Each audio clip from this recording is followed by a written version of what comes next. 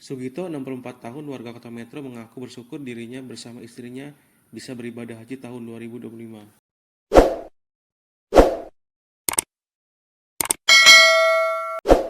Sugito mengaku dirinya hanya seorang pemungut sampah di pondok pesantren.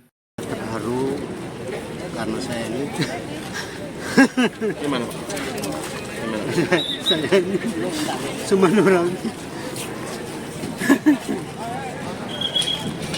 saya ini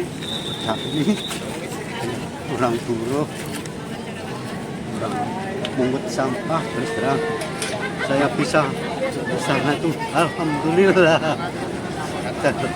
Memang Tuhan yang memanggil tamu Allah, benar-benar saya terharu. Betul, Pak. Gimana Pak pengalaman?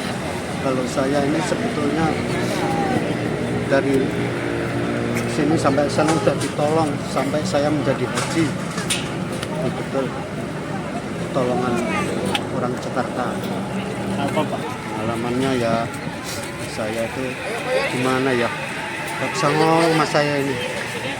Ya, Nggak bisa berkata-kata lagi ya Pak? ya, ya. Pak Syariah Saya buruh. guru ini. Buruh.